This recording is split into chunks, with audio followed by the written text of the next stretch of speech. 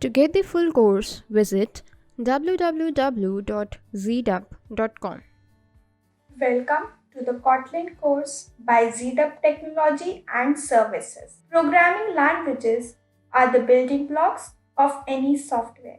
To develop a software or an application, you need various languages like Java, Python, PHP, etc. One such popular programming language is Kotlin. In this video, I will give you an introduction to Kotlin.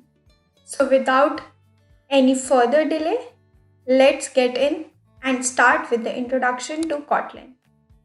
Firstly, I will give you an overview of what we are going to learn in this video. What is Kotlin? History of Kotlin, Kotlin popularity, how the programming language named as Kotlin, features of Kotlin, why you should prefer Kotlin over Java, advantages of Kotlin, apps built with Kotlin, and 5 reasons why developers choose Kotlin over Java. So without any delay, let us get started with what is Kotlin. What is Kotlin? Kotlin is a cross-platform and statically typed general-purpose programming language developed by JetBrains. Kotlin is object-oriented language and a better language than Java. Kotlin mainly targets the JVM but also compiles to JavaScript or native code. It is widely used to develop Android applications. It is an open source programming language. Kotlin is preferred language for development because of interoperability, less runtime, and efficient coding features. Now let us move on and talk about history of Kotlin. So in 2011, JetBrains unveiled Project Kotlin, a new language for JVM.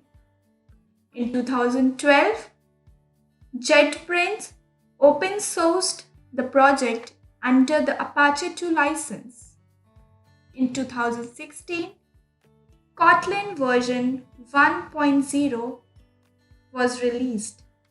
In 2017, Google announced Kotlin as one of the official languages for Android development. So, after Google adopted Kotlin for Android development, in 2017, the popularity of Kotlin raised very high. So here you can see the graph of the popularity of Kotlin. In 2017, the graph raised high. The programming language is named Kotlin from an island named Kotlin near St. Petersburg, in a similar way in which Java programming language was named Java based on island named Java in Indonesia. Now let us talk about the key features of Kotlin. First key feature of Kotlin is statically typed. Statically typed is a programming language characteristic that means the type of every variable and expression is known at compile time. Although it is a statically typed language, it does not require you to explicitly specify the type of every variable you declare. Next is brevity. A lot of developers praise Kotlin for being concise. This is a quality Java not known for. This concise nature of Kotlin simplifies developers' job and reduces the risk of error. Here you can see a code written in Java. Now you can see the same code written in Kotlin. So you can see the variation, how the code size decreases in Kotlin. Interoperability is another feature of Kotlin. It means the ability of computer systems or software to exchange and make use of information. Interoperability is Kotlin's core purpose. From the beginning, the project's intention was to use existing knowledge to make every library available to Kotlin programmers. By emitting the bytecode, a Kotlin compiler allows two languages to work simultaneously in the same project. Then the next and one of the important feature of Kotlin is null safety. This type of system helps us to avoid null pointer exceptions. In Kotlin system, simply refuses to compile code that tries to assign or return null. In Kotlin, by default, all the variables are non-nullable. That is, we can't assign null values to any type of variables or objects. If we try to assign or return null values, Kotlin code fails during compile time. If we really want a variable to have null value, we can declare as follows. The next feature is extension functions. In Java, if we want to extend the functionality of existing class, we need to create a new class and inherit the parent class. So extension functions are not available in Java. But Kotlin provides developers ability to extend existing class with new functionality. We can extend functions by prefixing name of class to the name of new function. Data classes. In Java, suppose we need to have a class which need to hold data but nothing else. For this, we need to define constructors, variables to store data, getter and setter methods, hashcode, toString and equals functions. But in Kotlin, if we need to have class which needs to hold data, we can declare a class with keyword data. Class definition, the compile will take care of all of this work, such as creating constructors, getter, setter methods for different fields. Functions and object-oriented capabilities are present in Kotlin.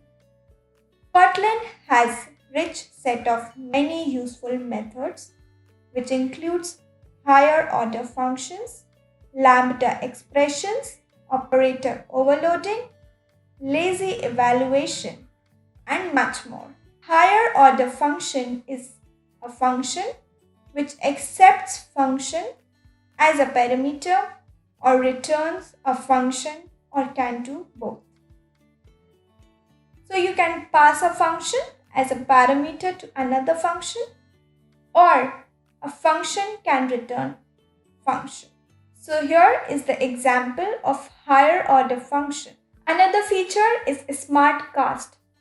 It explicitly typecasts the immutable values and inserts the value in its safe cast automatically.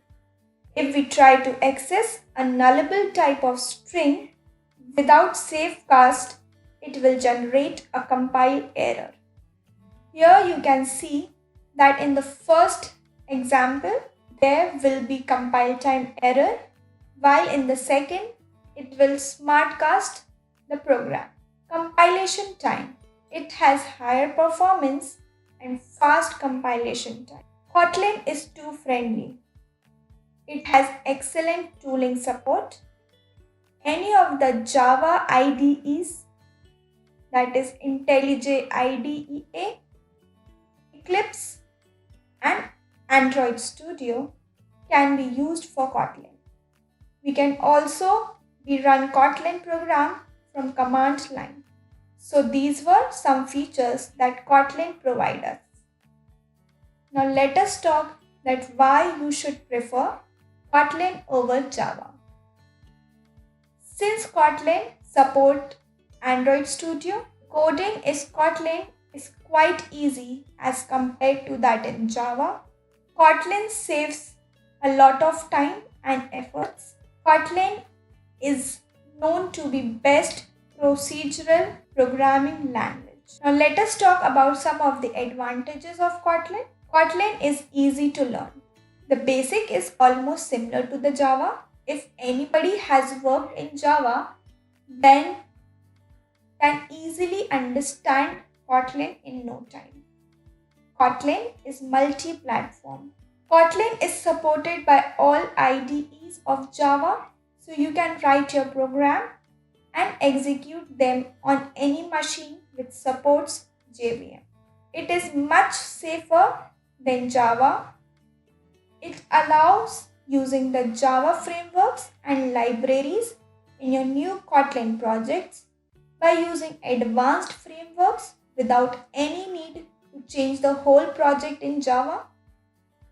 Kotlin programming language, including the compiler, libraries, and all the tooling, is completely free and open source and available on GitHub.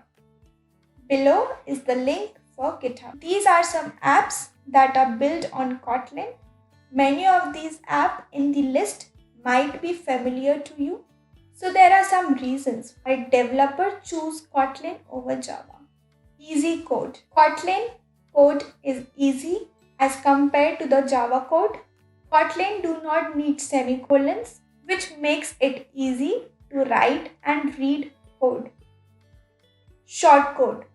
Kotlin is a statically typed language that is very easy to read and write. Java compatibility. Java and Kotlin code can coexist in the same project. Null references. One of the great benefits of Kotlin over Java is the null references. Java flaws.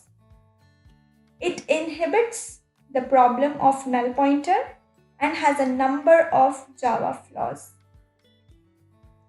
So in this video, we are done with the introduction to Kotlin.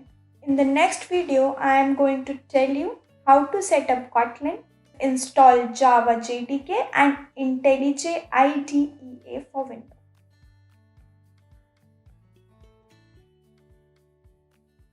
Welcome to the Kotlin course by ZDub Technology and Services.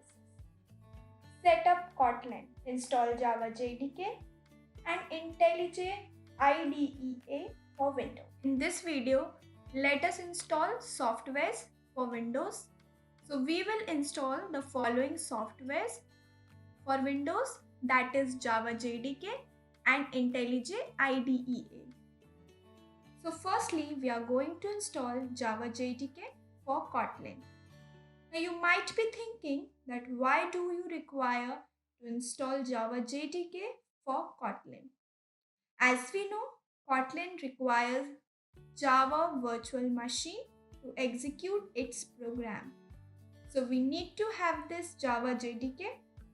JDK is Java Development Kit that contains the compiler, interpreter and Java and Java runtime environment. With the help of this, we can execute our Kotlin program. Now let us start to install Java JDK for Windows. Firstly, go to your browser. Simply type Java JDK for Windows. Hit enter. Click on the link. From here, you can download Java for Windows. Here you can see Java SE, where SE stands for Standard Edition.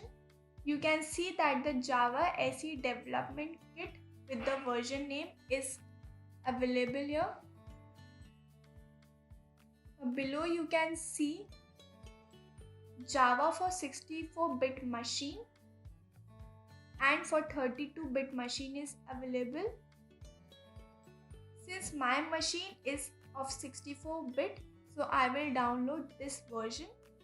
If you are unaware of the bit of your machine, then go to the systems file, right click on this PC, select properties. Here you can see the system type. My system type is of 64-bit. So I will download this version by clicking on this link. Now firstly I will accept the license. Now click on download. Here below you can see that a download of Java JDK for Windows has been started. After you downloaded the Java JDK, you will find it in the downloaded path. So here is your Java JDK zip. Right click on this. Click on extract files. Hit OK. Here a folder has been created of your extracted zip. Download Windows x64 installer, not the compressed archive. Click on next. Again click on next. The installation has been started. It will take some time to install in your system. Click on close.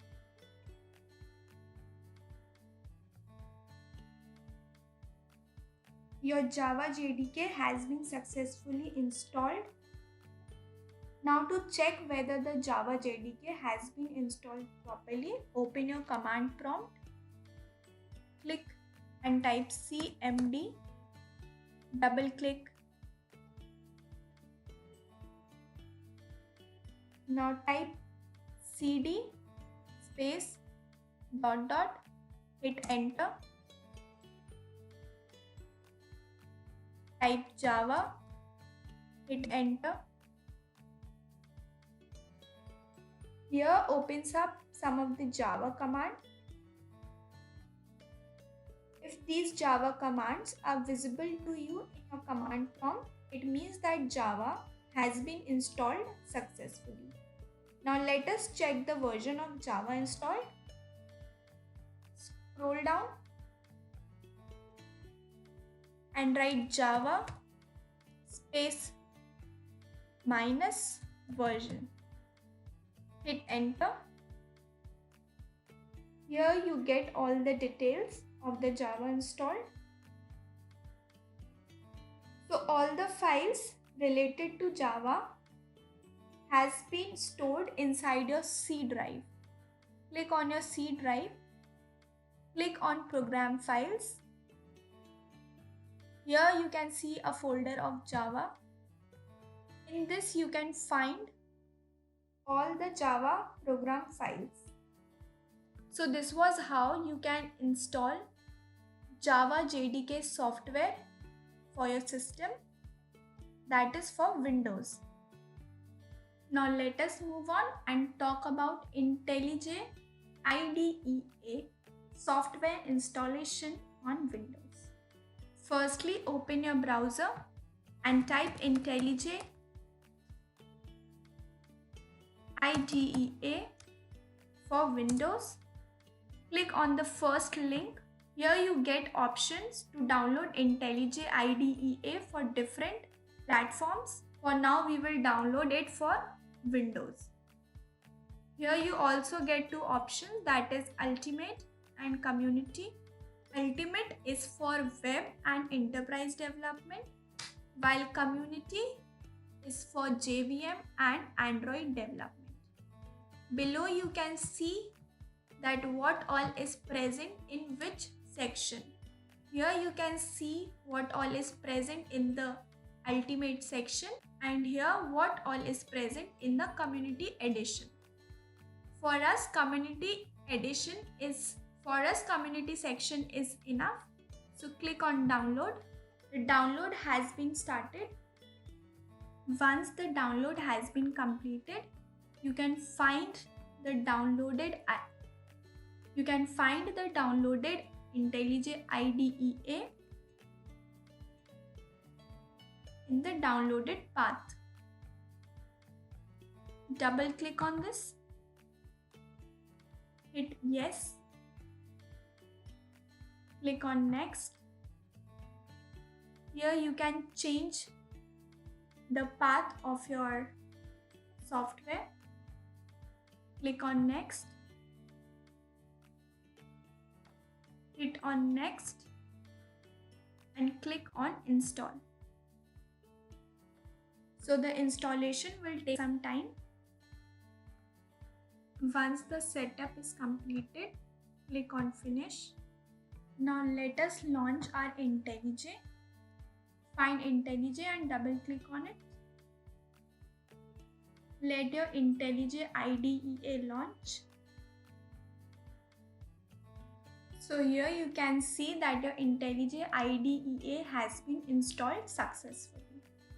So we have seen how to install Java JDK and IntelliJ IDEA for Windows.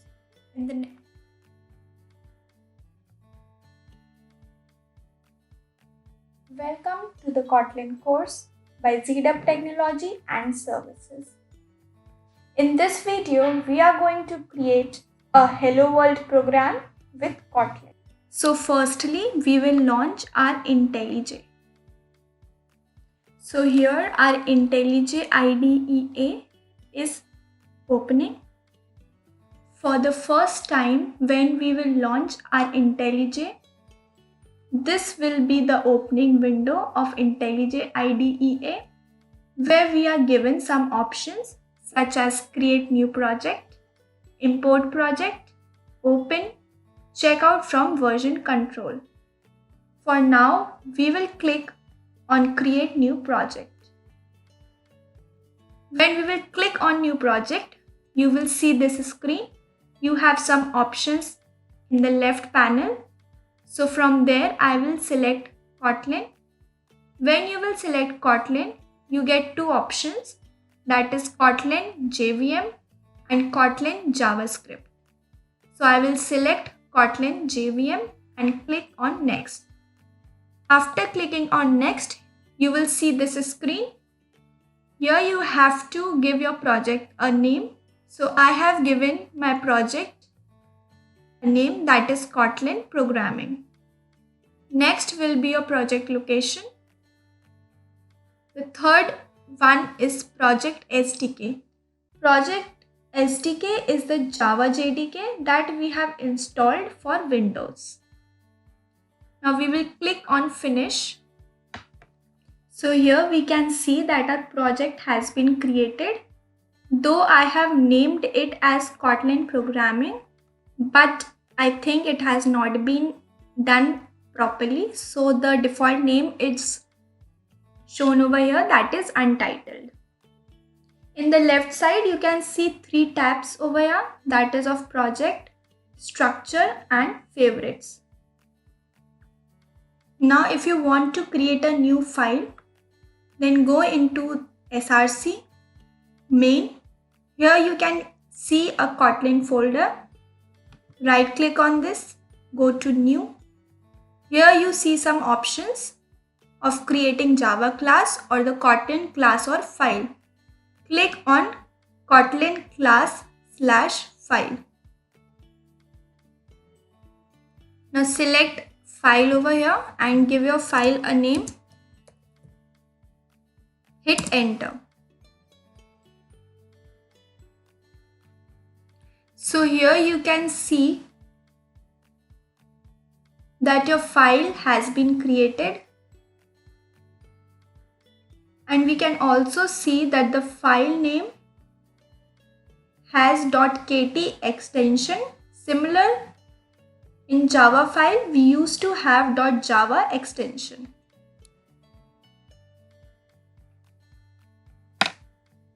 So in case of Kotlin, we don't have to declare class explicitly. But as you remember, in case of Java, all the code was written within the class.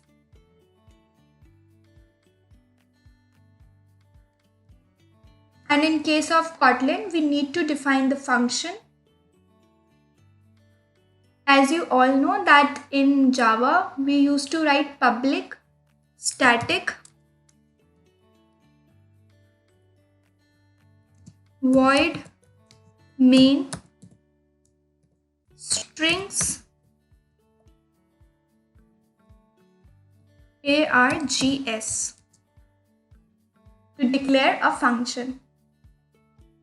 In Kotlin also we define a function, but it has its own way. You simply have to write fun, which stands for function, then give a space and write main, which indicates the main method. Now put brackets. In these brackets, write a variable args followed by colon, space, create array of strings.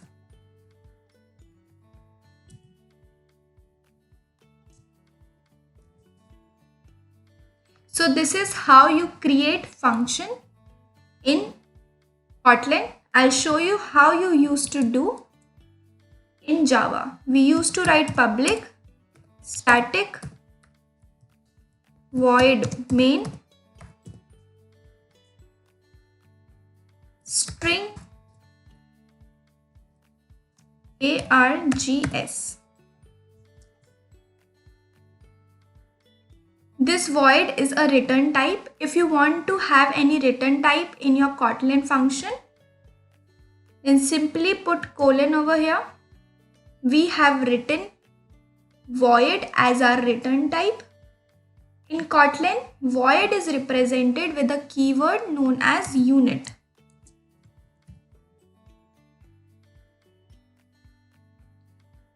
If you want your return type to be integer, you can write int here. For now, we are writing no return type. We will simply see how to print your hello world program. So within the function, write the print method like we used to write in other programming language. So we have written print, put the braces and type hello world inside the double quotes.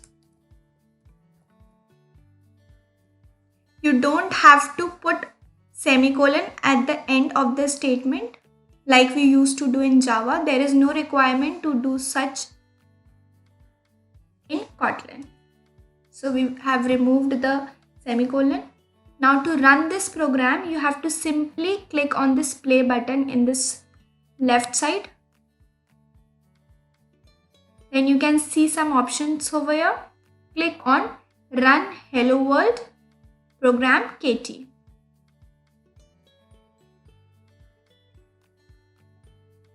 You can see that a program is being executed.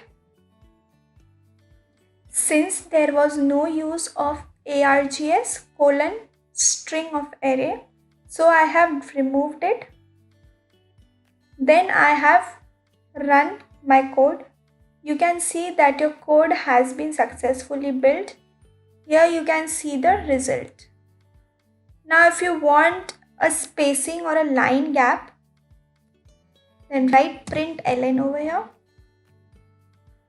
Again click on run hello world program.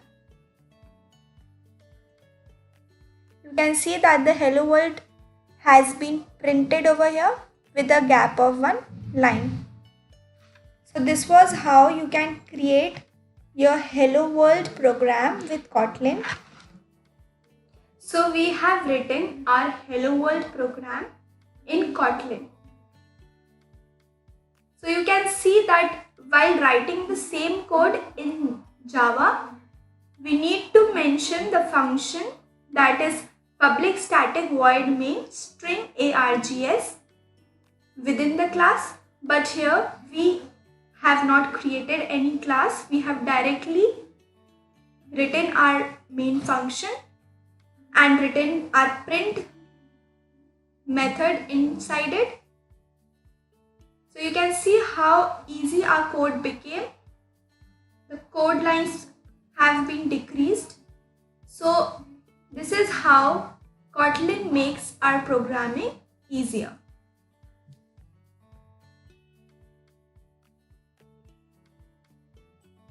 Welcome to the Kotlin course by ZDub Technology and Services. Hello World in Kotlin. How it works. In previous video, we have created our first program to print Hello World in Kotlin. In this video, let us see that how does this Hello World program in Kotlin works. From this video, I want to tell you all that in Kotlin, we don't require usage of class. That is, there is no need of class and you don't have to declare the class explicitly. Now let us compare our Hello World program in Kotlin with Hello World program in Java. So here is the Java code for Hello World. In Java code, I have a class name as Hello World, inside which I have some function. Then inside it, I have a print statement. Inside which I have a print statement. Now we will move on to our Kotlin code and see.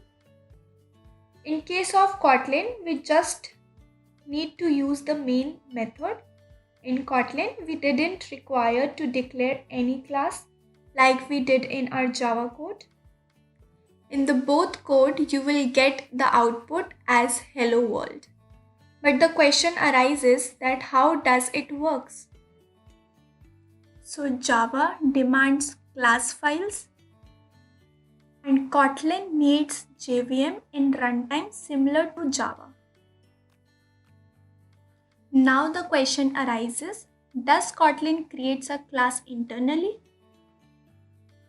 So the answer to this question is yes. The Kotlin compiler internally creates a class file which is loaded in the memory for execution in runtime. Now we will go back to our program. Here you can see this play button. By clicking on this, you can execute your Kotlin program. When we will click on this play button, you can see some options here. You see an option, Run Hello World Program KT. Now what this file means? This means that during the compile time, the Kotlin compiler converts our .kt file into the file that is Hello World KT, which is a class over here. Click on this Run Hello World Program KT. It will execute our code and you will get the output in your output console. You can find the output in the Run tab over here. In the upcoming videos, you can also find an option to run your program in the toolbar. Click on this Run option over here. Then click on Run Hello World Program KT. Then your program will be executed. You also get an option to run your program from here. Click on this button to run your program, but make sure that Hello World Program KT of this .kt extension is present over here. Now if we will expand this build over here, in this we will go into classes. You can see that a class has been created automatically named as Hello World Program KT.class.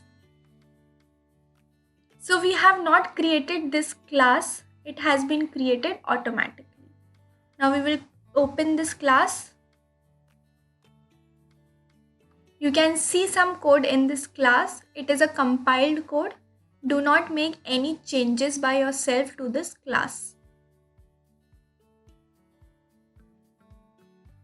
So this was how a Kotlin code creates its own class, and we do not need to declare any class in the code. You directly give the main function and do your coding. Now let us play with this hello world. I will remove this ln from here. Then I will give one more print statement over here. Change the text inside. Now we will run this program. Here you can see that the hello world and hello Kotlin, both the text lies in the similar line. What if you want to change the line of hello Kotlin? Then you have to give ln over here. It will extend \n after hello world. So we will again run the program after adding this ln to print. Now you can see that our lines have changed. Now let us do something else with it. Clear this line out. Let us do some arithmetic operations. 20 plus 8. Run the code. You can see the output over here. Now let us do some division. 12 divided by 11. We will run this code. You see here that the output given is 1, but it should be 1 point something, right? It is because here the data type is integer, but the result should be of double. So we will create a double digit and then again run our program. Now you can see that you get the exact value. So you can play around with this, and this is how you can easily create simple projects in Kotlin. And you can also see that we have not created any class. We directly declared our main functions. Our class has been automatically created for us. But in case of Java, we had to create a class, then write a code inside it. So this is how Kotlin made it easy for us. So in this video, we have done with our hello, and in the upcoming video, we are going to talk about data types and variables in Kotlin.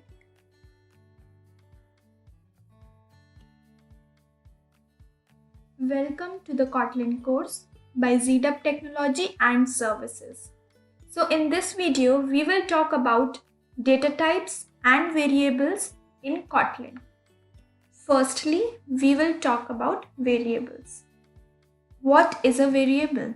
So in easy words, we can say it is a simple box to hold data. So when you need to store data in your program, then there you will use these variables. Here you can see I have 4 boxes having names, that is my int, my real, my char and my string. So these are the variables in which we have stored some data, that is 4, 2.5, a and hello. Now when we talk about variables, a question arises that can we reassign these variables?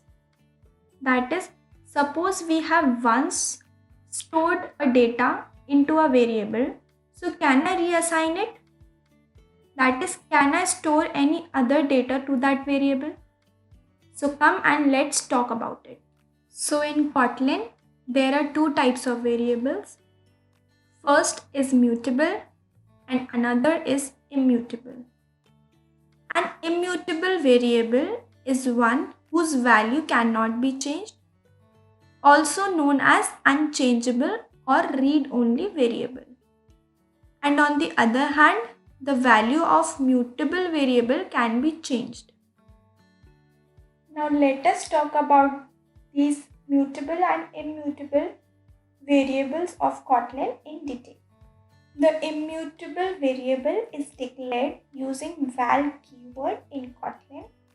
So in the upcoming code, we will declare an immutable variable, my name is, using val keyword, and then we will display the value of it. We will learn that the value of val can't be reassigned. Now let us move on and write the code to understand immutable variable in Kotlin in a more better way. So I have opened up my Hello World program that we created in our previous video. We will make the changes over here and see that what the immutable variable is and how it works. Firstly, we will clear this out. Here I have already created my main function. So you can create a main function over here.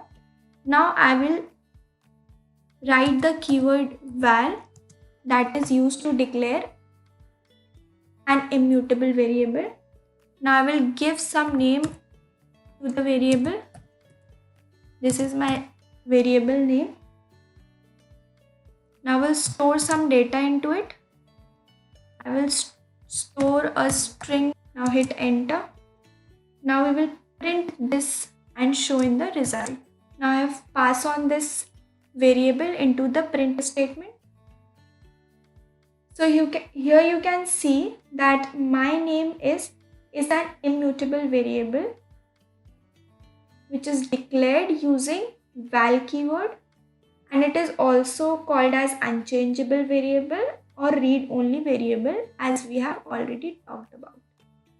So let us run our program. Here you can see that my program has been built successfully. You can see the output over here. Now let us see that what happens when we try to change the value of an immutable variable. So over here I will change the value of this variable.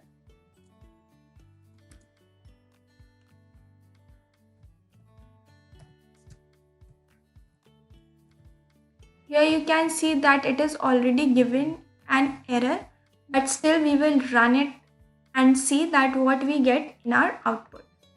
So click on this play button and run your program. So here you can see that if we try to change the value of an immutable variable, we will get a compilation error. Here you can see that it says val cannot be reassigned. As I have already told you that our immutable variable cannot be reassigned. So here you can see that it is already giving us an error. So it is clear that val cannot be reassigned. Now let us talk about another type of variable that Kotlin provides us, that is mutable variable. So we can change the value of a mutable variable. In Kotlin, we use var keyword to declare a mutable variable. Let us take an example to understand this. So we will write a code in which we will declare a mutable variable using val keyword, and to demonstrate, we can change the value of it and we will then reassign a different value to my name is variable. So let us move on to the code and see how mutable variable work and how we can reassign its value. So this was the code that we have written for our immutable variable.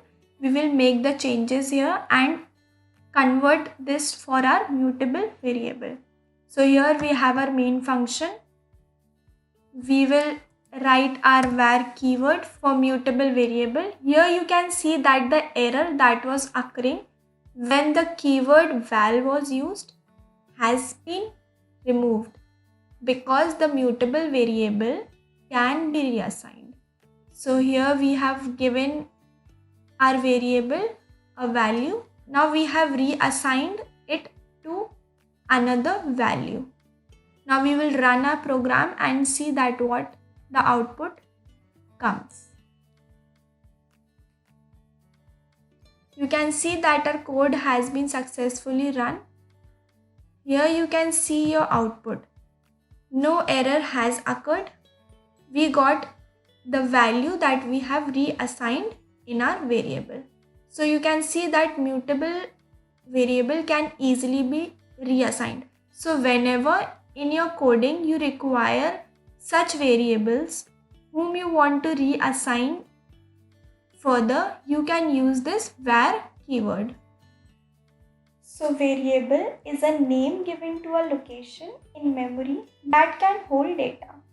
For example, when I declare the variable like var my name is ABCD. So here the data ABCD is stored in a memory at a particular location named as my name is, and here var is a keyword which is used for declaring a variable. My name is the name of the variable and ABCD is the data, or we can see value of that variable, and the type of this variable is string. So we are going to talk about the type of the variable later. So we know that we can declare and initialize a variable in a single statement like we have done over here. In this statement, we have not specified the type of variable.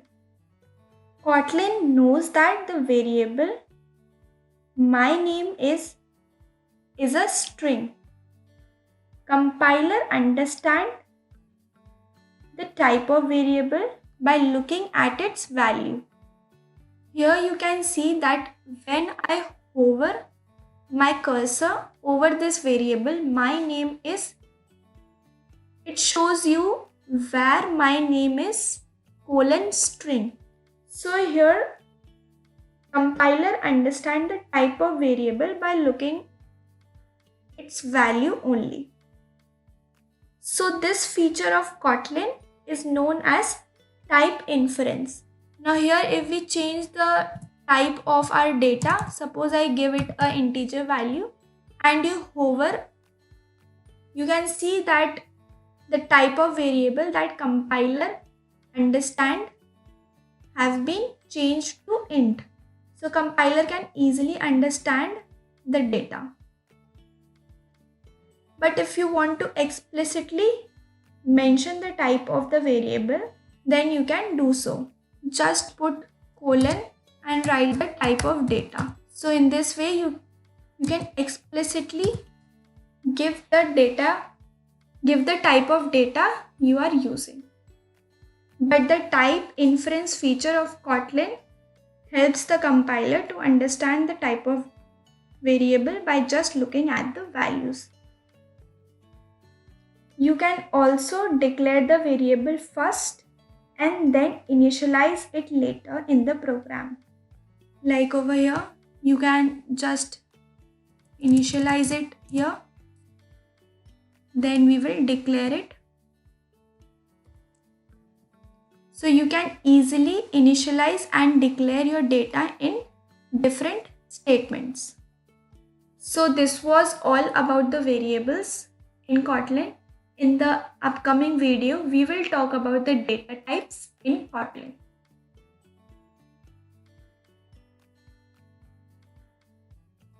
Welcome to the Kotlin course by ZDub Technology and Services. So in the previous video, we talked about variables. I told you that what are variables, in which we learned the types of variables that are used in Kotlin. So in this video, we are going to talk about the data types in Kotlin.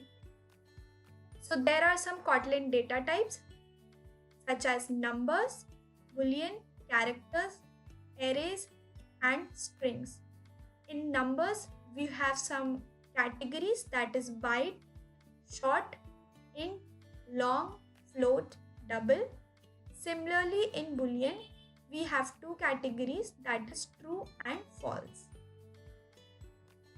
So this is a flowchart of Kotlin data type in which we have 5 types such as boolean, character, number, string, array, and we are going to talk about all these 5 kind of data types in Kotlin.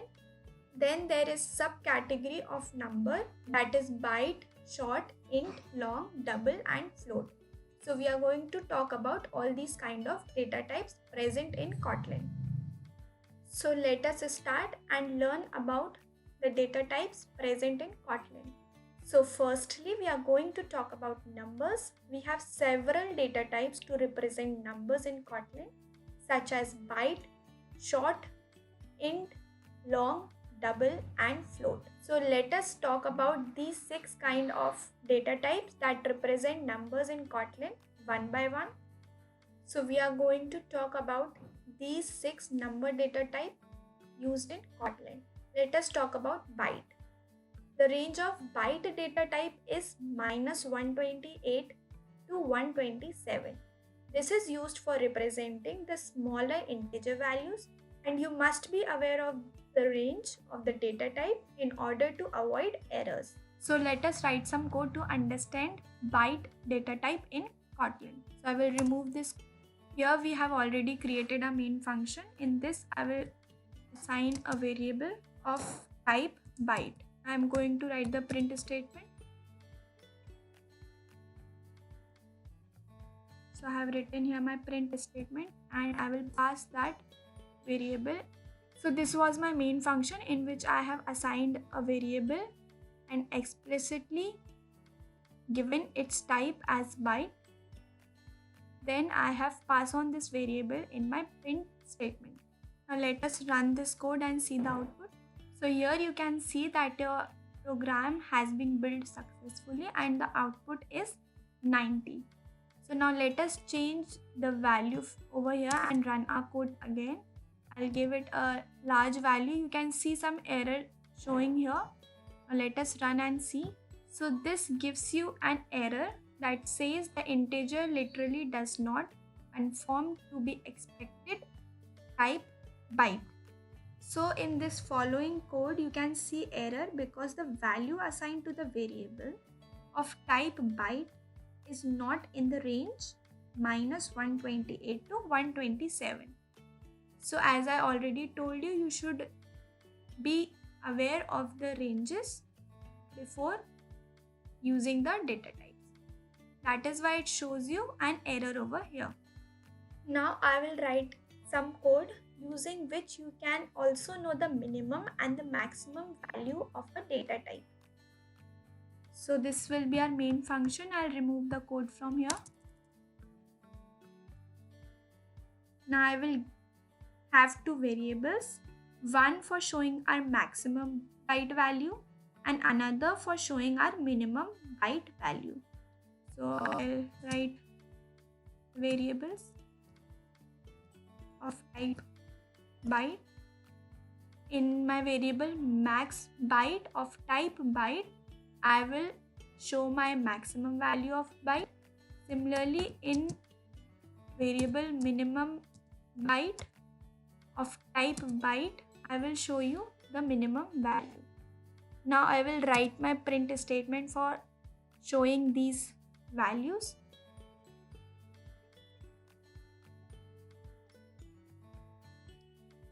Now we will run our code and you can see the output. So here you can see your minimum value and your maximum value.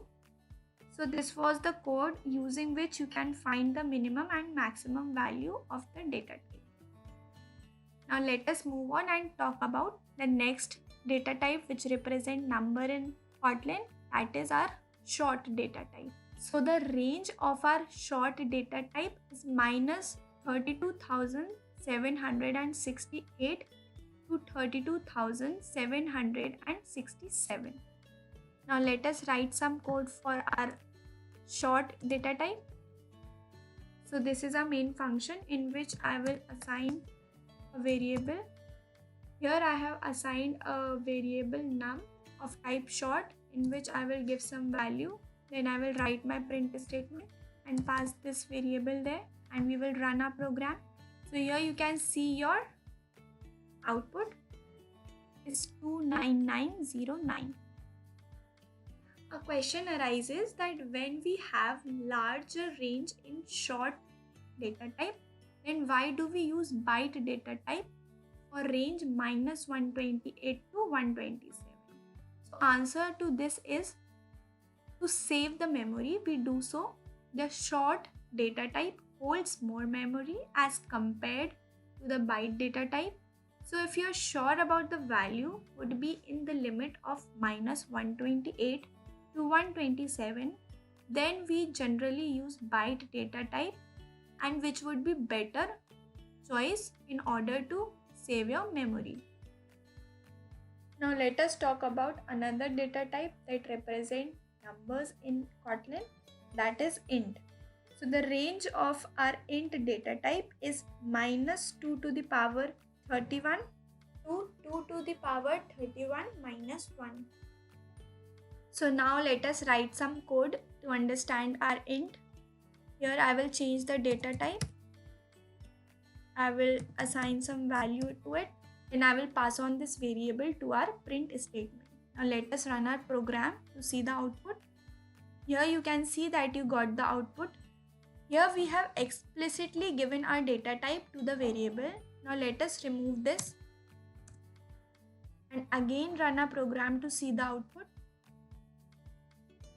You can see the same output even though you have not written int over here.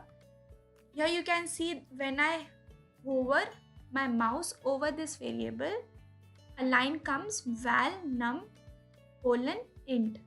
That is the compiler itself recognize the data type. So if you do not explicitly specify the type of the variable, then the compiler would treat that variable as int if the value ranges between -2 to the power 31 to 2 to the power 31 minus 1. So here our value was between this range. So if we do not explicitly define our variable as int, then also the compiler recognizes the data type used. Now let us talk about the next number data type, that is long. So the range of our long data type is -2 to the power 63 to 2 to the power 63 minus 1. So now let us see our code for this long data type. Here is my main function. I have a variable num of data type long. Here I have assigned a value. Then I have passed on this variable into my print statement. I will run the program. You can see the output here. Now I will remove my explicitly defined long data type from here. Similarly, as I have done previously in our int, and run this program again.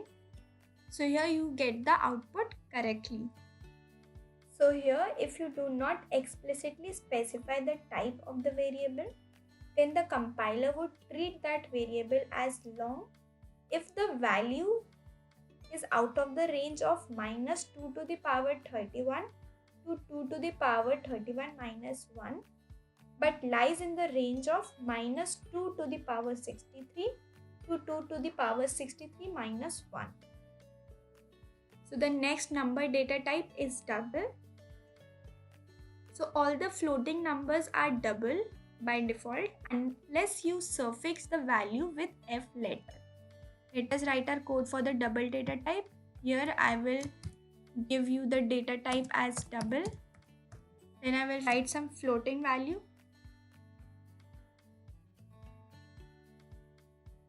Then in the print statement, we will pass on this value and we will run our program.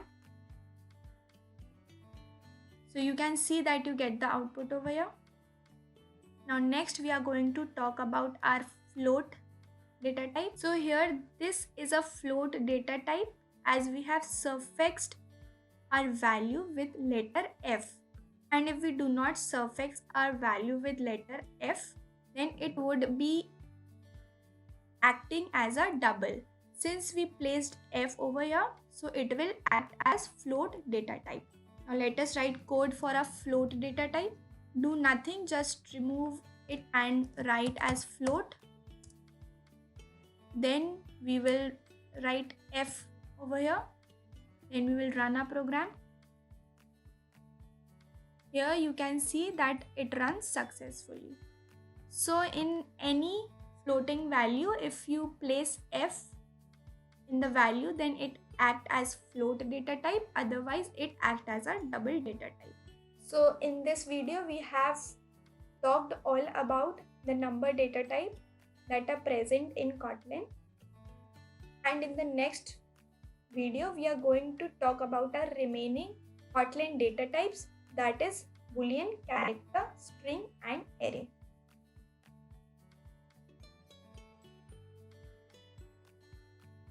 Welcome to the Kotlin course by ZDub Technology and Services. So in this video, we will continue to talk about data types in Kotlin. So data types are used to categorize a set of related values and define the operations that can be done on them. Just like other languages, Kotlin has predefined types like Boolean, character, number, string and array. So in the previous video, we talked about the numbers data type, which has byte, short, int, long, float and double. In this video, we are going to talk about the remaining data types in Kotlin, that is Boolean, character, string and array. So let us move on and talk about Boolean data type in Kotlin. So Boolean. The type Boolean is used to represent logical values. It can have two possible values, that is true or false. The value of Boolean variable can either be true or it can be false. Let us write a code to understand the Boolean data type. So we will write a main function over here. In it, I will declare my variable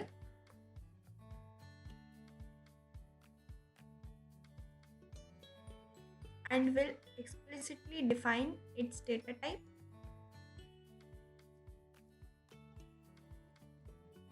And in the print statement, I will pass this variable.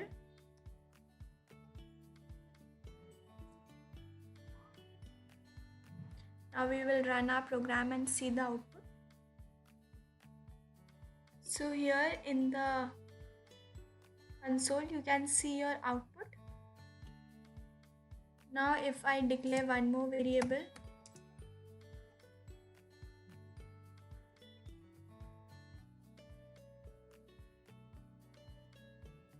here I have not explicitly defined the data type of my variable. When I hover on this variable, you can see that compiler understood the data type of the variable by seeing its value. I will pass on this in a print statement.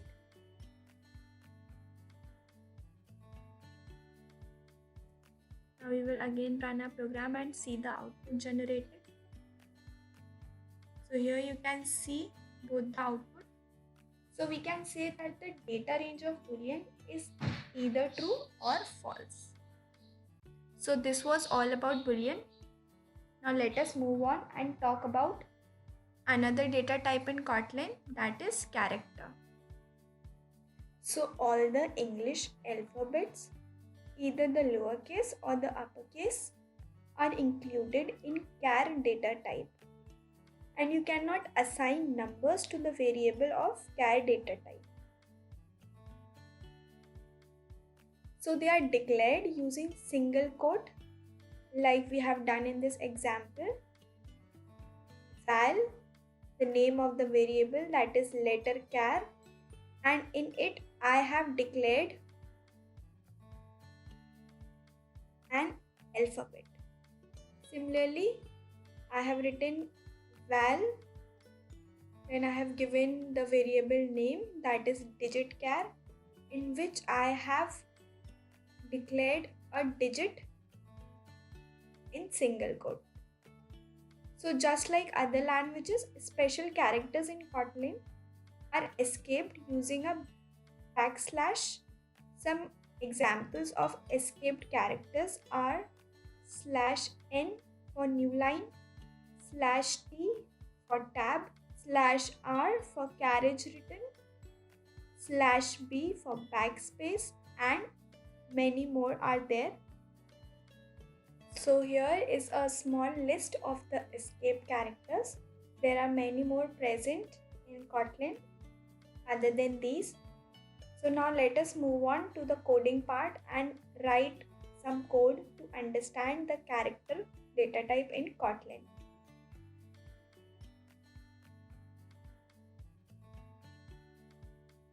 Firstly, this is a main function in which we are going to write the type of variable we want. Then we will write the name of the variable.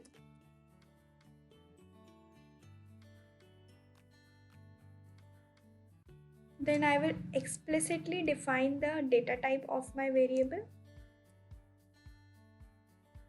Then I will give some value that is in single quotes. Now I will pass this variable in my print statement. Now we will run our program and see the output. Here you can see your output. Now let us change this to some digit in single quote and run the program. You again get an output over here. Now suppose if I remove this single quote and assign number to this char data type variable, you can see that it shows some error. Since I told you that you cannot assign numbers to the char data type, you can assign your values in single quote. Here you get two options, that either convert your data type to int or either convert your expression to char. So from the code we got to know that the value assigned to the character data type should always be declared in single quotes, and you cannot assign numbers to your char data type. Now let us move on and talk about another data type in Kotlin, that is strings.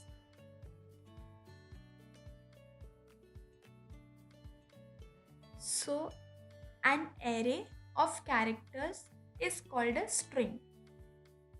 Kotlin strings are mostly similar to Java strings but has some new added functionalities. They are immutable. That means you cannot modify a string by changing some of its elements. Strings are represented using the string class. The string class in Kotlin is defined as shown below, that is class string colon comparable string in angle brackets comma char sequence.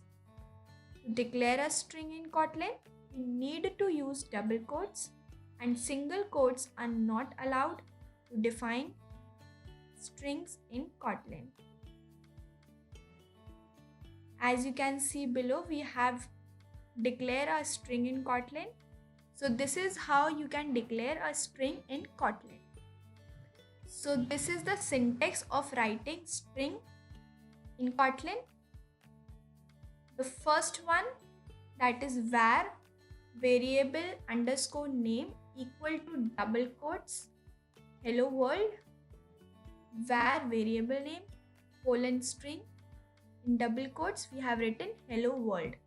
So the first syntax was written without declaring the data type explicitly, and the second syntax is the syntax in which we have explicitly defined the data type of our variable. Now we can also create empty strings in Kotlin. So to create an empty string in Kotlin, we need to create an instance of string class. So this is how you can create an instance of your string class.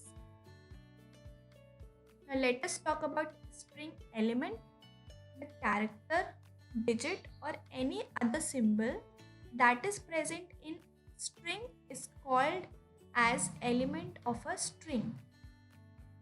You can access the character at particular index in a string using string square brackets index. So the elements that are stored in a string from index 0 to string dot length minus 1. So you can easily access every character of the string using its index. You can also access the first element and the last element of the string easily. And the index of our string starts from 0 to string dot length minus 1. So let us write a program to access each element of a string and also access the first element and the last element of that string. So this is our main function. Firstly, we will declare a string inside our main function. As we know that the string in Kotlin are immutable, that is, they can't be reassigned, and we know that we use val for immutable variables. Now I will write a variable name to which I will explicitly give a data type as a string. In this I will write a string in double quotes. Now firstly we will access each element of this string in the code. So before accessing each element of this string, let us understand what was the index we were talking about. So we have a string hello in which h is at index 0, e is at index 1, L is at index 2, the second L is at index 3, and our O is at index 4. So this is how the index represent each element of our string. So our index starts from 0 and ends at string length minus 1. You can see that the length of a string was 5 and the last index is 5 minus 1, that is 4. So we have written all our print statement to result each element of the string in our output. Let us run the code and see. So here you can see that each element of our string has been generated in the output. Now we will only generate the first element of the string and the last element of the string. So as we know that the first element of the string lies at 0 index and the last element of a string lies at length of the string minus 1. Let us run the code. So in the output you got the index, but we want the element at the index. So we will pass that line into the square brackets of that string variable. Now again run the code. Now you can see that you get the first and the last element of the string. So this is how you can get each element of the string. Since our video lecture is getting too long, so we will continue with strings and talk about arrays in the next video.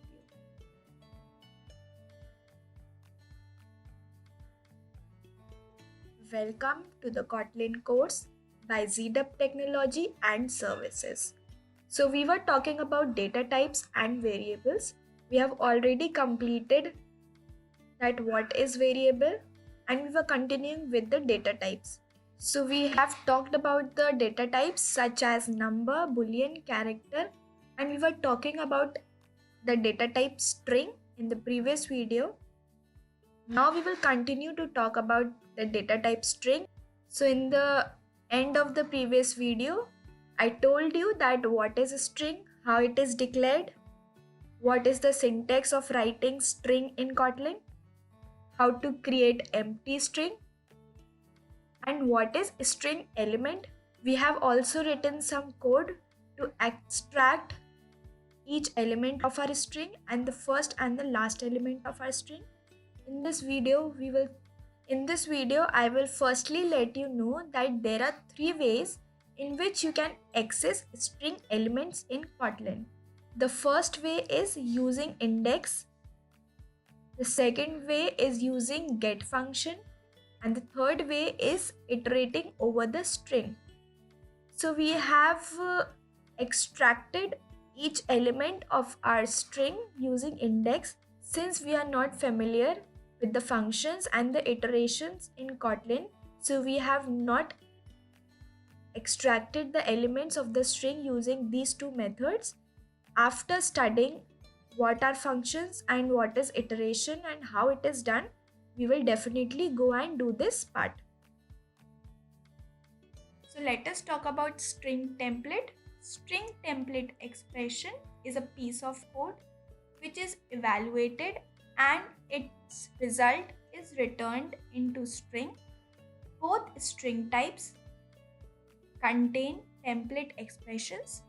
String templates start with a $sign, which consists either a variable name or an arbitrary expression in curly braces. I think that we should move on and code to have a better understanding of what string template are.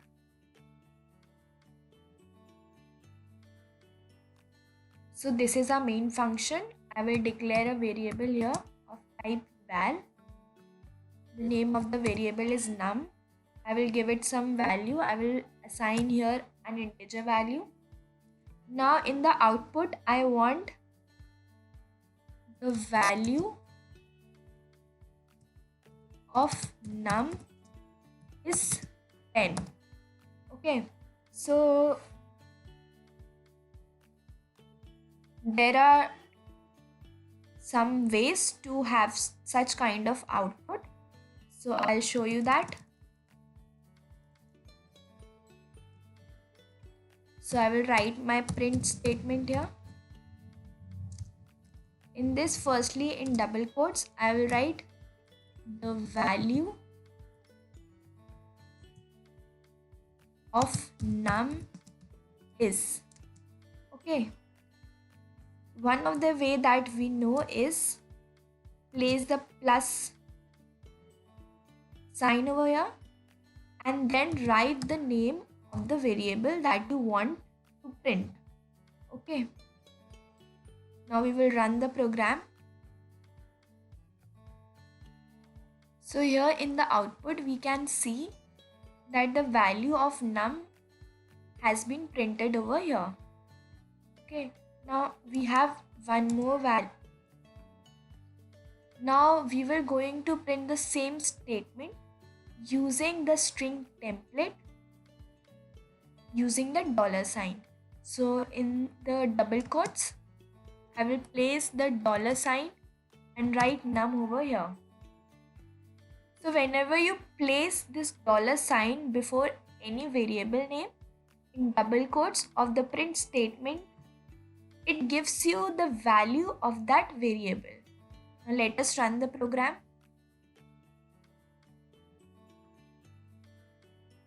Now here you can see that you got the value printed in your println statement. So this is how you can use the $sign before the variable name to have the value of its variable. Okay, now let us have some string over here.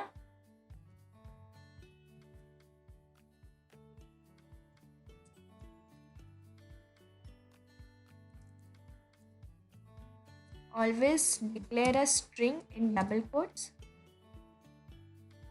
Hello world. Now suppose I want to print the length of my string. So in the println statement, in the double quote, I will write the length of my string is, so I want a value of that length. So in front of the dollar sign I will write my str dot length.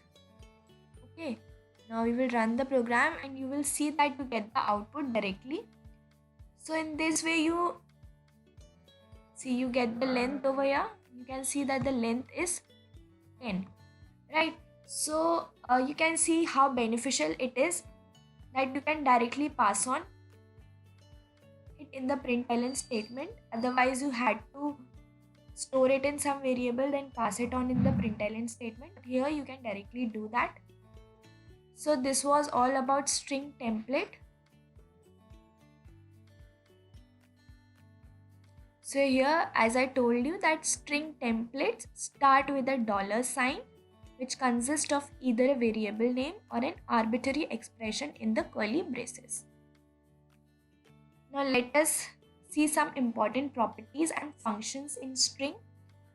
The first property is the length property. The length property is used to get the length of a string. Second is get index property. It returns the character at that particular index. Next is subsequence, start, end. This property returns a substring starting from start and ending at end, but it will exclude that end. Okay. Now the other property is string dot compare to string. So this property is used to compare two strings. It will return you 0 if both the strings are equal. Now let us write code and understand about these properties of string. So this is our main function. Here I will give variables, name as str1. In this I will declare some value, hello world. Now I will have one more variable over here named as str2, whose value I will give as world. So here I have declared my two strings. Now I will directly pass on those functions in the print statement. So in my first print statement, I will show you the get length function, and in the second print statement I will get the length of our second string. Now let us run the code. So here you get the output of the length of a string. So the length of our first string is 10 and the length of our second string is 5. So using this dot length function, you can easily get the length of our strings. So the next function that we talked about was get index. So write get and pass on the index whose element you want. So in the first string, I want the element at index 5. Okay. Now in the second string, I want the element at index 2. Now let us run the program. So here you can see the output. In the first string, you can see at the 5th index, we have element W. And in the second string, you can see that you have R at second index. So this is how you can get any element of the string through its index. Now the next function was subsequence. So let us pass on the starting and the ending index. So I will pass 2, 6. Now let us run the program. Here you can see your output. In the string hello world, you can see that the element at index 2 is the L, and at the index 6 we have our O of the world. Okay, you can see here that This is at index 0, 1, 2, 3, 4, 5, 6 and 7 and 8 and 9, right? So when we pass on the last index, the output is last index minus 1. So it will give you the output till here. Okay, as I've already told you that it would exclude the end of the string. Okay, let us pass on some other value like 7 and run the code. So here you can see this is your second index and your 7th index would be R. Okay, so you will get the value from index 2 to index 3. It always excludes the last index. So this is how subsequence work. Now let us see the compare function that Kotlin provides us with a string. Let us keep both the strings same, then write string dot compare to and pass on the second string. Now let us see and run the code. You see that you get 0 because both the string matches. So whenever both the strings are same, you get 0 as your output. So this is how you can use your compare to statement to compare two strings in Kotlin. So these were the functions and the properties which are important in string. Next we talk about escaped string and raw string. So escaped string, they are declared in double quotes. They can have escaped characters like slash and slash t, and few of the escaped characters we talked about earlier. You can go through them. Then is a raw string or multi-line string. They are always placed between the triple quotes and it does not have escape characters. You are provided with the facility of writing the same string into multiple lines. That is why we call it as multi-line string. Let us see the code for these two type of strings. So here is the code which I have already written for escaped string. So this is my variable str in which I have declared some statement. The slash n is a escaped character which is used to change the line. Now let us run the program to see the output. So here you can see world is amazing. Okay, all these three comes in a different line as slash n helps them to change the line. Now let us move on and see the raw string. So our raw string is always declared in triple quotes, and in the escaped code we have noticed that we used slash n for changing the line, but in the raw string we use multiple lines, right? We have used each line for each word we want to print. Now let us run the code and see. So here you can see that each word comes in the different line. So this is how you can declare your raw string. So the escaped string and the raw string about which we talked just now are the two types of string literals in Kotlin. Now let us talk about string equality. Kotlin provides an additional feature of comparing the instances of a particular type in two different ways. This feature makes Kotlin different than other programming languages. So the two types of equality are structural equality and referential equality. So the structural equality is checked through the double equal operator and its inverse not equal operator. By default, the expression containing x double equal y is translated into the call of equals function of that type. Now the referential equality in Kotlin is checked through triple equal to operator and its inverse not double equal to operator. This equality returns true only if both the instances of a type point to the same location in memory. When used on types that are converted into primitive type at runtime, the triple equal check is converted into double equal check, and not double equal check is converted into not equal check. Now let us see this code to understand string equality.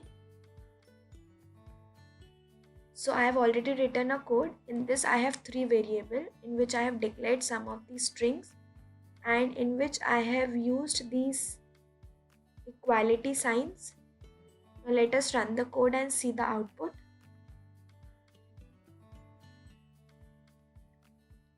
So here we see that the output comes to be true, false and false. So since in the first statement both the strings, that is x and y, are equal, so the answer comes to be true. As we see in the second statement, the string x and string z are not equal, right? So we get our output as false. In the third statement, we have used referential equality, but you can see that the answer comes to be false because the first string x and the last string z does not matches. So this is how equality works in string. So we are done with one of the important data types of Kotlin, that is a string, in this video. In the next video, we are going to talk about another important data type of Kotlin, that is array.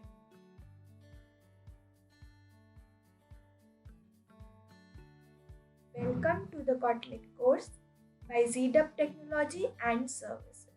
So we were talking about the data types and variables in Kotlin. So we have talked about some of the Kotlin data types such as Boolean, character, number and string in our previous videos. Now let us move on and talk about one more category of Kotlin data types, that is array. So without wasting any time, let us talk about array. Array is one of the most fundamental data structure in all programming languages. The idea behind an array is to store multiple items of same data type, such as an integer or string under a single variable name. Arrays are used to organize data in programming so that a related set of values can be easily sorted or searched. So some basic properties of arrays are that they are stored in contiguous memory location. They can be accessed programmatically through their indexes. Then they are mutable and their size is fixed. So we have seen the basic definition and some basic properties of arrays. So let us move on and see that how we can create an array. So arrays in Kotlin are represented using the array class.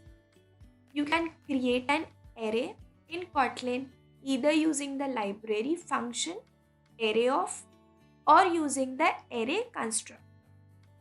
So there are two ways to define an array in Kotlin. The first way is using the array_of function. The second way is using the array constructor. Firstly, we will talk about how to create an array using the array_of function. So we can easily create arrays using the array_of library function. You can pass a bunch of values to the array_of function to create an array as shown below. We have used a variable num in which we have used the array of function, and in the bracket we have passed the values. So in the first example, we have not explicitly defined the type of data we are passing, but in the second syntax we have explicitly defined that we are passing the integer value in the brackets of array of function. So this is how you can pass the value of same data type in the array of function and create your array in Kotlin. So here in the example, I have passed similar data type such as integer type value. You can also pass values of mixed types to the array of function and it will still work. But we should not do such. And I have also shown you the syntax of mixed array, in which I have passed on an integer value, a boolean value, again an integer value, then I have passed on a string, then a character. So let us code for this and see how you can create array using array of function in Kotlin. So this is our main function. Here I will write the type of variable. Then I will give my variable a name such as my array. Then we will declare the array using array of function. We will write array of. In this bracket we will pass the values of same data type. So I am going to pass the integer type value. So here you can see that my array has been created. Now when you hover on your variable name, you can see that it comes to be val my array colon array and the data type int in the angle brackets. It is so because the compiler understood by seeing the values that you have passed on the integer type of value. Let us also see that how to explicitly define this array. Okay, now we will have a variable. So this is my variable as my array is. Okay, now we will write array of.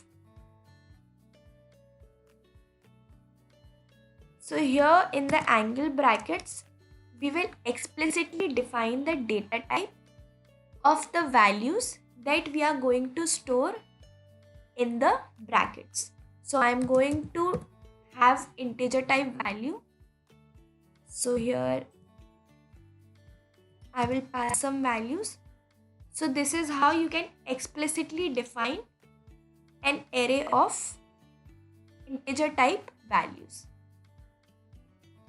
Not only integer, you can create an array of any data type in Kotlin.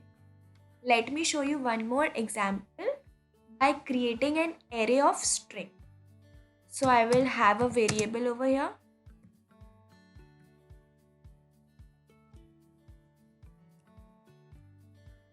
Then I will write the array of function.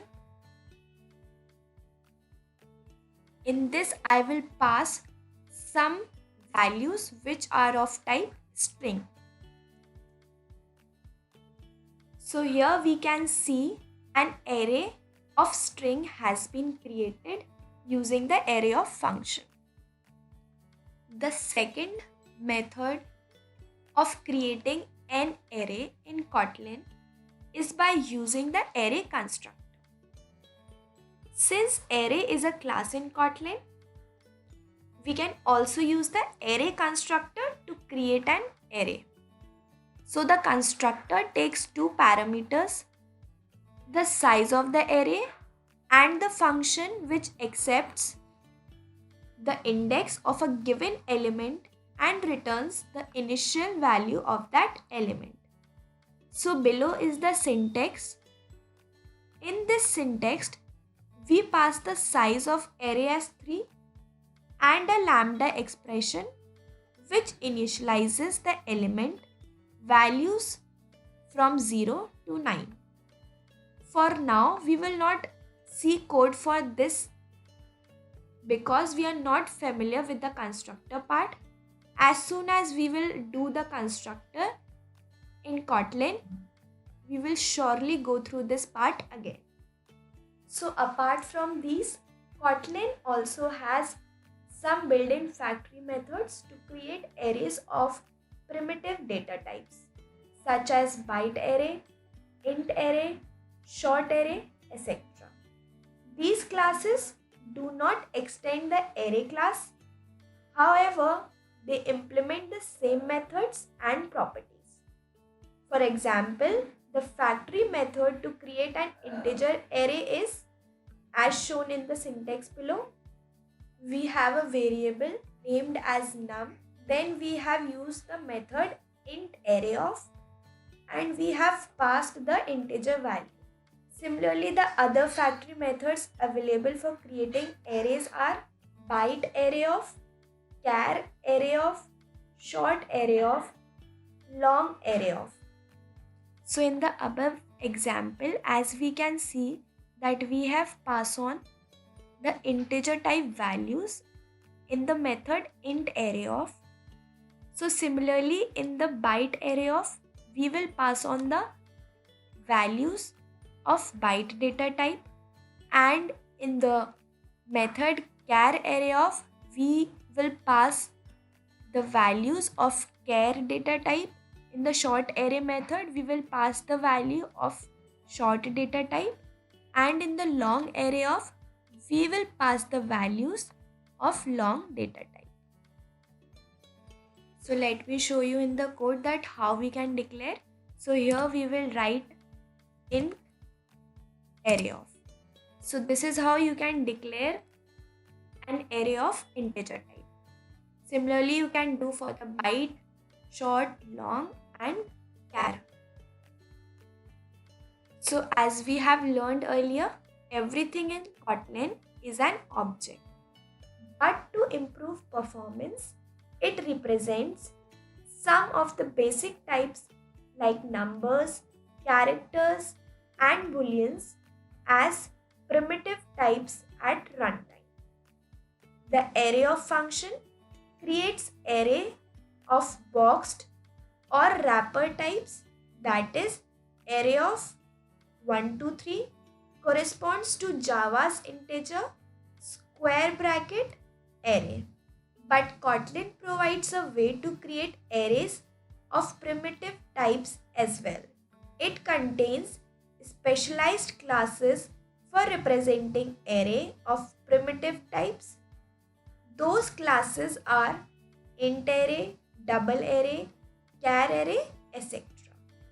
You can create an array of primitive types using the corresponding library functions such as int arrayof, double arrayof, char arrayof, etc.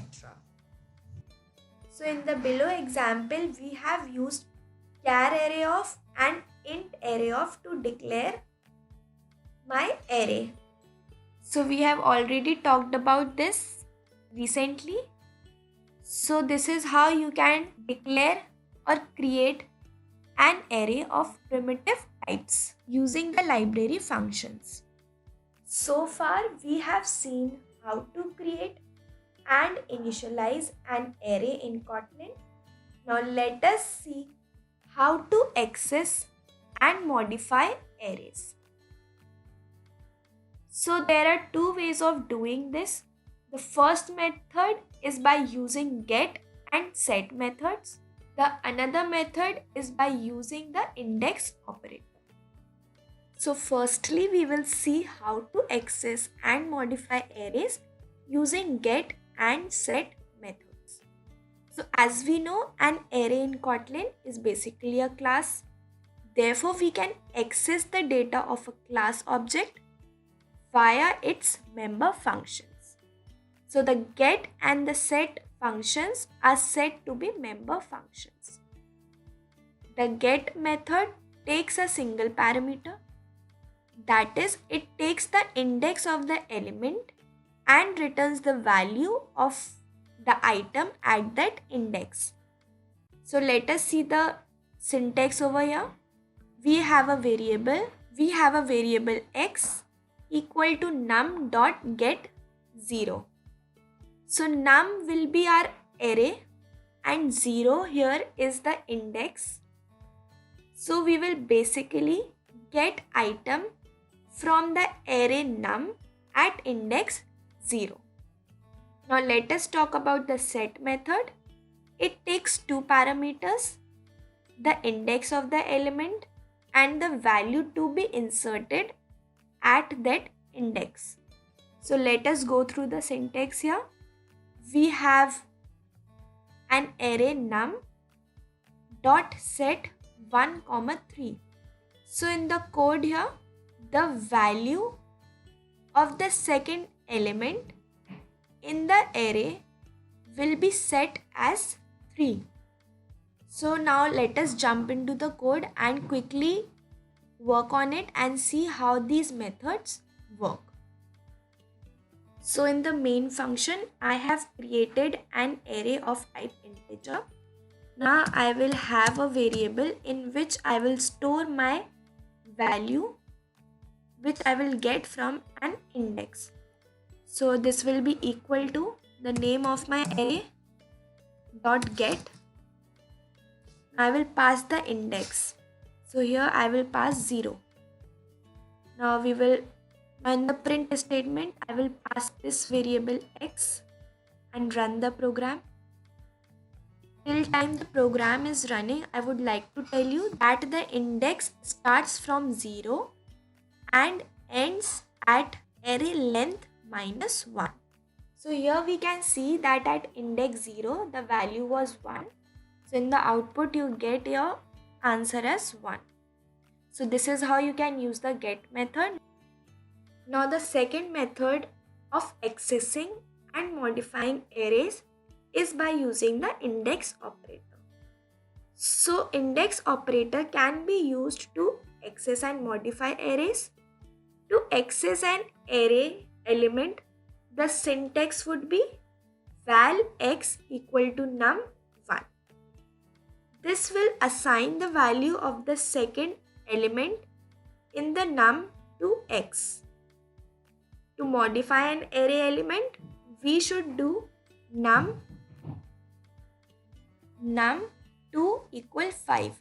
This will change the value of the third element in the num array to 5. So in the code here, I have declared an integer array in which I have passed some integer values. Now here I have used the variable of my array. Here is the index at which I want to replace the element to 5. So basically what will happen that at index 2, 5 will replace 3. So this is how modification happens in array using index operator. So we have completed the arrays in Kotlin. So with this we are done with the data types and variables in Kotlin.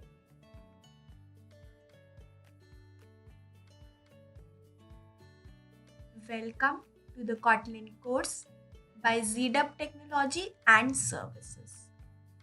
So in this video, we are going to talk about the Kotlin operators. We will see the different types of operators present in Kotlin. So without wasting any time, let us move on and talk about Kotlin operators. So operators are special symbols that carry out operations on operands. For example, plus and minus are operators that can perform addition and subtraction respectively. Now let us talk about different kinds of operators in Kotlin. So the different kinds of operators are arithmetic operator, relational operator, assignment operator, unary operator, logical operator, and bitwise operator. So we will talk about all of these one by one in detail and write code for these operators to understand them in a better way. So we will start with arithmetic operator. So here is the table of the arithmetic operators with their meaning, expression and the corresponding function. So firstly, I will explain you all the functionalities of the operator. Then we will jump into the code and write code for these operators. So we are going to talk about all the arithmetic operators one by one. So the first operator is addition. Suppose we have a variable a which is equal to 10 and a variable b which is equal to 5. Then a plus b will do addition for us. Okay, so this plus this equal to 50. So this will be your output. So this operator help you to perform addition. Now let us talk about subtraction.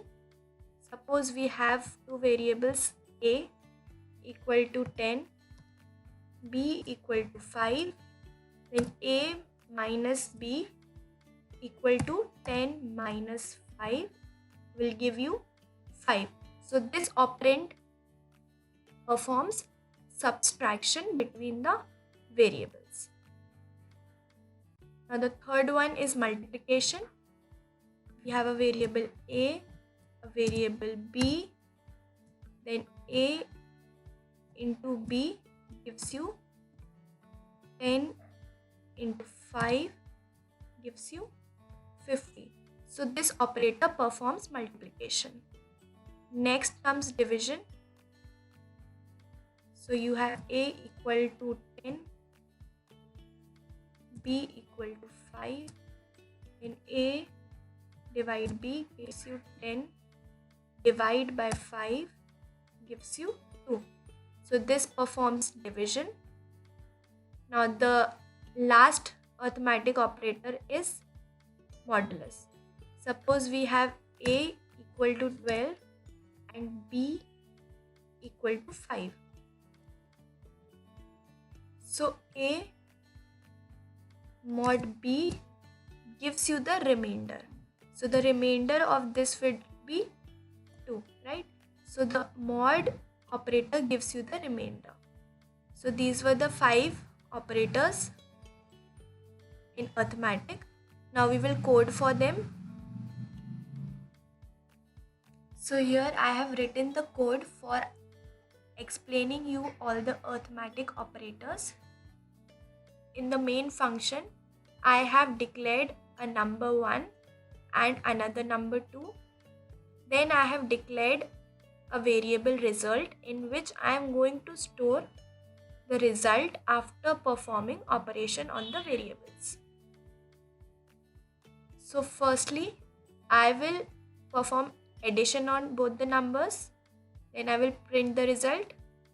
Then I will perform subtraction between the numbers and print the subtracted result. Then I will perform multiplication, then the division, and then I have used the mod operator to get the remainder of the number. Now let us run the code and see the output. So this is your output over here of the operations you performed. Now you can also use the plus operator for the concatenation of string values. I will show you how you can do that. So here I have declared and assigned 2 strings, and in the variable result I will store the result of string concatenation. So basically when we place the plus sign in between the strings, then string concatenation takes place. Now I will pass this result variable in the print statement and we will run the code and see the output. Here you can see that both the strings adds up and come into the output. So this is how the string concatenation takes place using this addition operator. So the next operator about which we will talk is the relational operator. It is also known as compare and equality operator. So let us talk about these relational operators. Is 10 greater than 5? True. Is 10 less than 5? False. So here it will check whether 10 is greater than or equal to 5. So we can see that 10 is greater than 5 but not equal to 5. So in this operator, any of the one condition should be true. So as we can see, the condition greater than is satisfying over here. So it will be true. Now we see, is 10 less than or equal to 5? We can see that both the conditions are not satisfying because 10 is neither less than 5 nor 10 is equal to 5. So here the output comes to be false.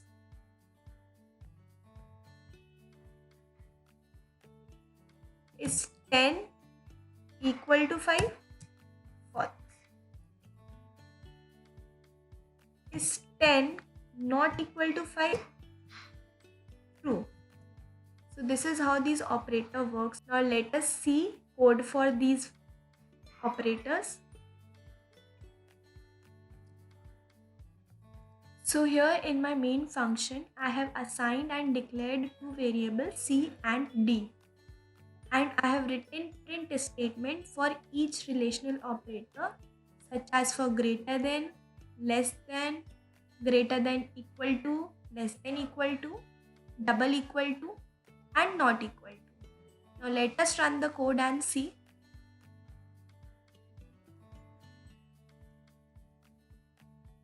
So for the first print statement, we can see that 30 is not greater than 40, so the output is false. For the second, we can see that 30 is less than 40, the output is true. For the next statement, we need to check whether 30 is greater than or equal to 40, but both the conditions are not satisfying, so the output is false. For the next, we check whether 30 is less than or equal to 40. So one of the condition, that is 30 is less than 40, is satisfying, so the output is true. Now it goes to the other print statement and check whether 30 is equal to 40, so the output comes to be false. In the last println statement, it checks whether 30 is not equal to 40, so the statement is true. So this is how the relational operator work.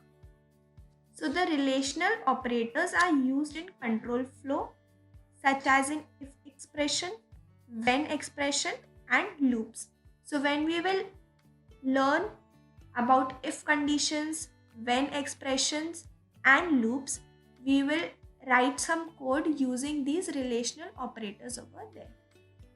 So in this video, we have talked about the arithmetic operator and the relational operator in Kotlin. Now we will continue with the remaining of the operators in the upcoming videos.